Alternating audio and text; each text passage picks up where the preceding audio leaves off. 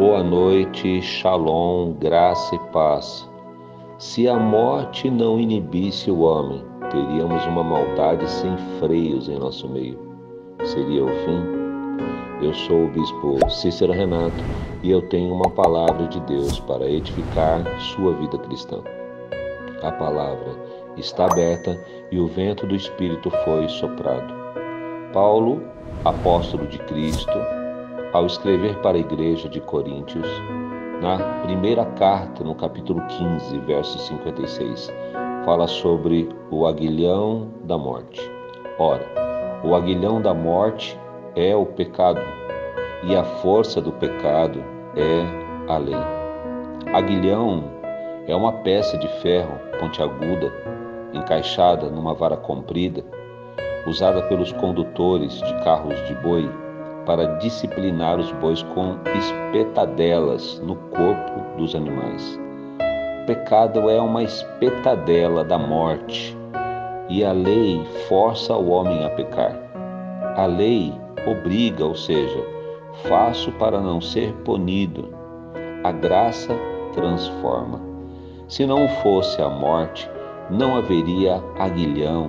Sem o aguilhão, o homem não temeria nada e a maldade só aumentaria.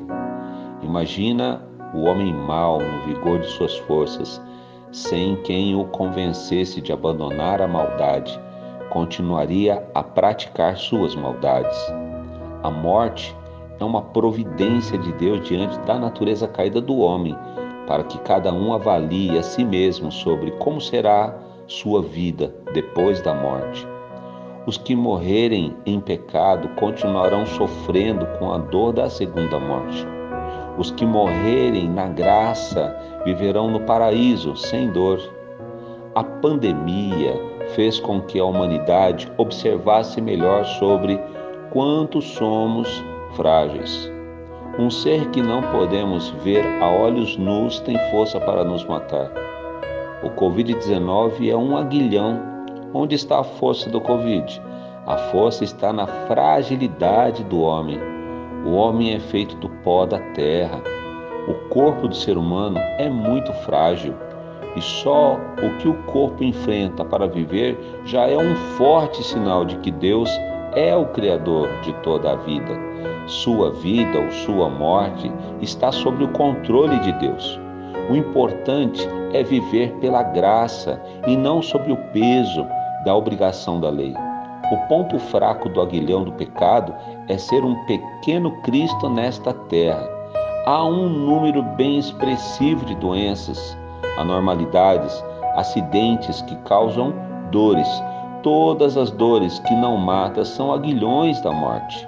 No livro de Mateus, Jesus fala em parábolas e diz: Mas que vos parece? Um homem tinha 2 filhos.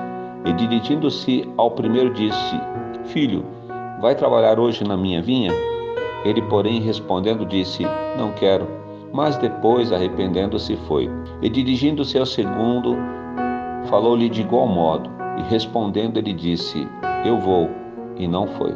Decisões e posicionamentos diferentes levam a cada filho a um resultado: fazer ou não fazer a vontade do Pai. Livres para decidir, mas não obrigados a viver a escolha feita. Sabemos que o pecado significa não obedecer a Deus. A obediência é uma proteção. Os que estão desprotegidos sofrem. Mesmo em meio a tantos aguilhões, Deus protege. Deus é protetor. Como o filho da parábola citada que se arrependeu e foi trabalhar na vinha do Pai, sejamos nós. Vamos nos arrepender de tudo que nos causa dor. O que será da gente depois da morte? Iremos para o paraíso. Mas enquanto este tempo não chega, vamos crer e orar para que Deus nos cure. Sejamos curados em nome de Jesus Cristo. Pai, o pecado tem nos separado de Ti. A distância tem nos causado dor e sofrimento. Oro em favor desta pessoa que ora comigo e peço por Tua cura. Em nome de Jesus Cristo, seja curado para a honra e glória do Senhor. Amém? E graças a Deus.